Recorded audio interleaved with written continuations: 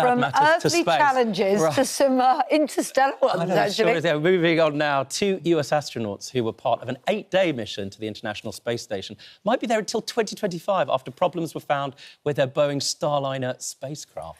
Now, NASA say they are currently working on the best way to get the astronauts back to Earth as quickly as possible. Britain's first astronaut, Helen Sharman, joins us now. Good to speak to you this morning. When we see the details of this, we mere mortals that stay on the Earth, unlike you, it fills me with absolute panic, the idea that you're up there and you can't get down. What has happened? What's gone wrong, as far as you know? They had some problems with the thrusters, so the basically little rocket engines on the backside of the spacecraft that control how it navigates itself, how it moves around in space. So they had some problems on the way to the space station, because there were astronauts actually on the spacecraft, they were helpful and they're able to actually help steer the spacecraft in, and they docked fine. So yeah, they're great, Butch and Sunny, great experienced astronauts, test pilots, got to the space station. And they checked out these thrusters, and in long story short, the thrusters are not really reliable. So Boeing's saying, you know what, we think we know what the problem is, but when we think we can get these people down safely, NASA's saying, not very comfortable, given that there are alternatives. So this is the thing, there are different ways of getting these astronauts back than in Starliner.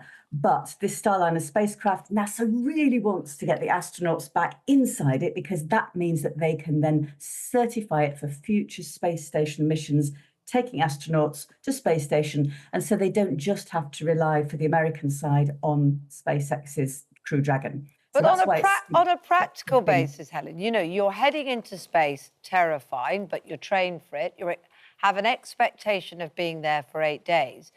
And then it might possibly be 8 months. You've been there, you've been in space. What does that mean in terms of clean clothes, like you were going on holiday, food, oxygen?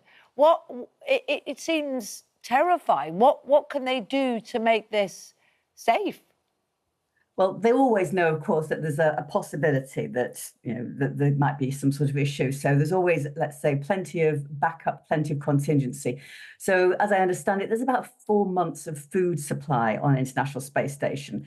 Every couple of months, there's another supply ship. So in terms of food and that kind of consumable, those things can be uploaded more onto each supply ship. Perhaps some of the other items that might have gone on those supply ships might not make it. But in terms of the basics, that's fine. They generate their own oxygen in space. They recycle their own water. They do need a little bit of extra help from Earth with the water. But by and large, they can sort of survive up there with what they've got. Plenty of energy from all the solar panels that they've got generating energy up there. So, yeah, in terms of consumables, it's fine. I think the side of it really is more, if you think you're going away for, we were told 8 days, but actually they thought it was likely to be about a couple of weeks in the first instance. If you're told you're going away for a couple of weeks, and then gradually you start to find out, well, of course you were aware that there's some problems because you had to sort that out on the way to your space station. They've been party to all of the astronauts have been party to all of the conversations that NASA's been having with Boeing. They understand what's going on. But Helen Sharman, you are a first British astronaut. How do you psychologically prepare? What's it like, not just to be in space, but when things go wrong? I mean, are you, I suppose, pre-screened to be the type of person who, frankly, doesn't panic? And so the guys up there will just be, taking it as it comes and calmly dealing with the situation. Yeah, I mean, there's an element of that in the selection. So, yes, people are chosen because they think logically and you're not likely to get particularly excited. You don't make a drama out of a crisis, let's say. But I think the real thing is here that if you really understand what's going on technically, and these astronauts absolutely do, then you're much more aware of the various ramifications and the actual risk that might be involved. So we don't think that there is a big risk in bringing these people back in Starliner. And right now, if there was a big problem on the space station and everybody had to clear out back to Earth, the astronauts would have to use this spacecraft. That's the only thing that they have. And it's likely they would return home okay. but NASA wants to play safe. But yes, psychologically, I think it's more the extension to the mission that's the problem. So they're not going to panic if something goes wrong. Things went wrong on my mission, right? But you know what's happening. You can work out what you need to do to solve the problem, and you fix it. And that's a much better scenario to be in than somebody watching from the sides thinking, oh, my goodness, how are they going to get through this situation? You're obviously the type of people that like to get stuck in and not being out of control, in the sense of you'd rather be in the problem solving it than watching from.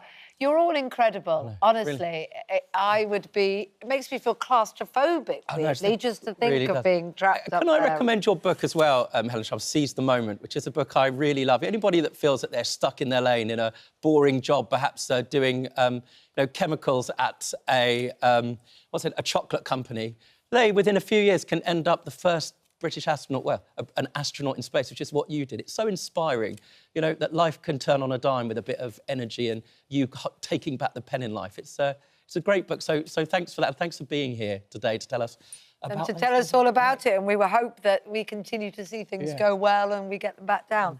Thank you very much indeed, Helen. Thank you. Thank you.